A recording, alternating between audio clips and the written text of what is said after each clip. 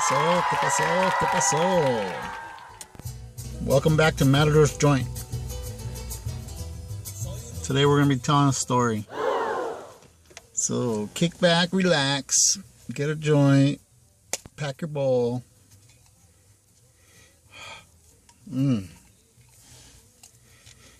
Check that out. It's a grape flavored Juicy J stuffed with the White Fire bomb. It's a hybrid and sativa dominant. So, salud.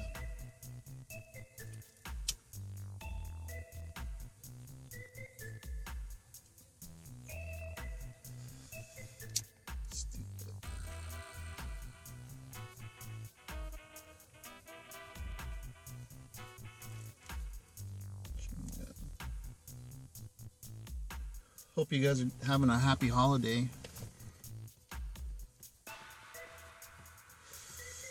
Alright. That's tasty.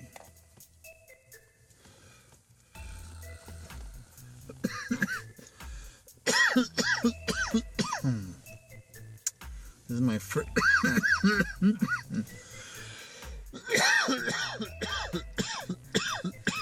Sorry. This is my first real smoke of the day, so I'm gonna be coughing. Alright.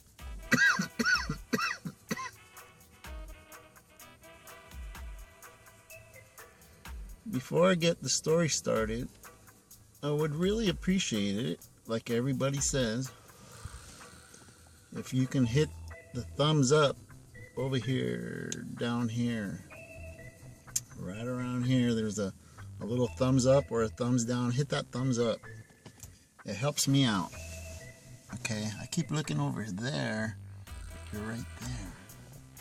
How you guys doing?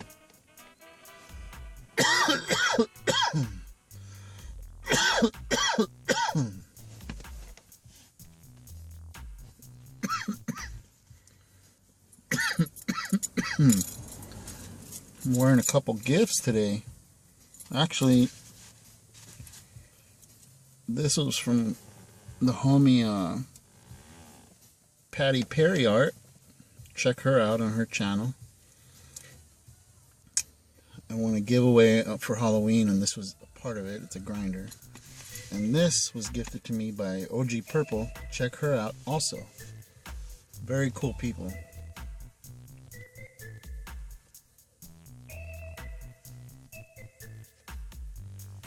So, some people who know me used to know in the past I used to be a private investigator.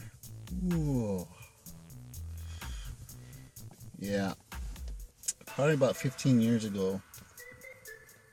Yeah, about 15 years ago. I'm retired now. That was just one of my jobs. I didn't do that all my life.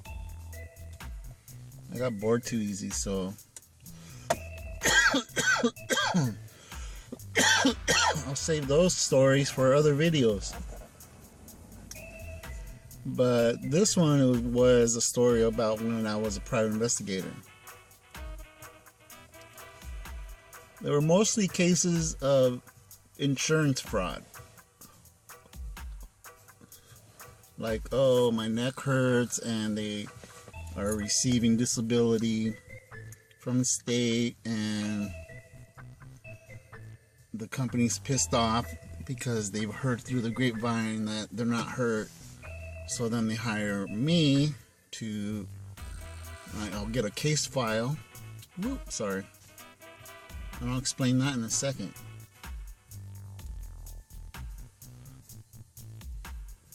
So say I get a file on Jane Doe, and Jane Doe is claiming that she can't work because her back is jacked up and her neck's jacked up and she needs to walk with a cane.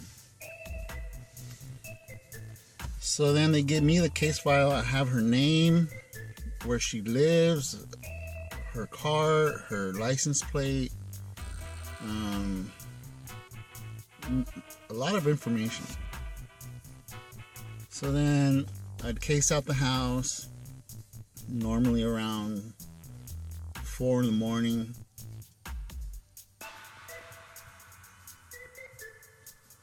And if I didn't see any activity outside the home, I would have to go do a door knock to make sure that the people were actually there.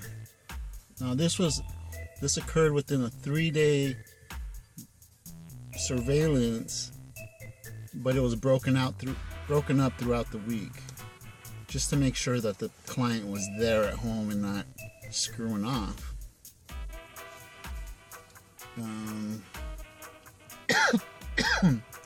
So at the door knock, I would have to make up a story. Sometimes it would get hairy because we couldn't carry guns or anything, so all I had was a pen and a pad. Had to get creative. So I would door knock them, and I would have their name like on number 3 line, and I'd have this Jane Doe on the very top, and then like a bunch of addresses. And then I would ask, are you Jane Doe? Did you go to so-and-so high school? Because we're getting a reunion together. And that worked all the time. I'm getting lit. Hope you guys are smoking along with me.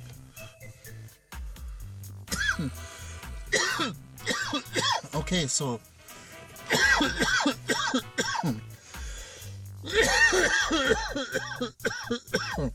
damn it.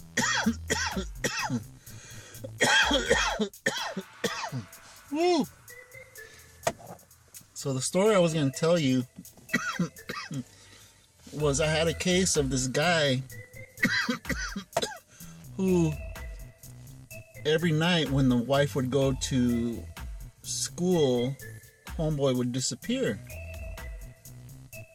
And every night $40 was disappearing from the bank account. So the lady had hired me to investigate what the heck. So with like a week and a half surveillance of this guy, because he knew people would follow him because the way he would drive. I had to use different vehicles to follow this guy on different days. So, long story short, I followed him one night, and he thought he was going to lose me. He ended up going down a dark street, and this was in San Bernardino area, in an area that is pretty shady. So he pulls up to this house that's all dark. So I pull up. My windows are all blacked out on my car. You can't see. The house is all blacked out. It's nighttime. All you see is lighters flickering in there. So it turned out later that they were all smoking crack in there. And that was homeboy's addiction. So what was he on that day? He ended up taking 2 hookers. They got in one car. I'll tell you why they were hookers, because I'll tell you in a second. So I followed. They took all 3 of them left. The 2 chicks in one car, and then homeboy in the other car. So I'm following the guy. I'm on surveillance because the chicks went one way and he went the other way. So followed him. He ended up going to a motel, and 30 seconds later, the chicks rolled up in their car. I parked across the street at a bank. I filmed them for about an hour and a half. Well, I filmed them going into a room, and they were in there for an hour and a half. They ended up leaving and getting in their cars, and I followed him back to his house. Ended up he was paying hookers and buying crack. Had to testify in court. And that was just one case. I worked as a PI for 3 years. It was interesting. Very interesting. I have other stories. But I'm going to cut this one because we're already at 10 minutes. Just wanted to keep in touch with you guys. Hope you guys have a happy holiday. And I'll try to get another video out before Christmas. Alright? If not, cherish the time that you guys share with family members. Okay? Keep it lit and positive. Peace and puff. Much love. Later.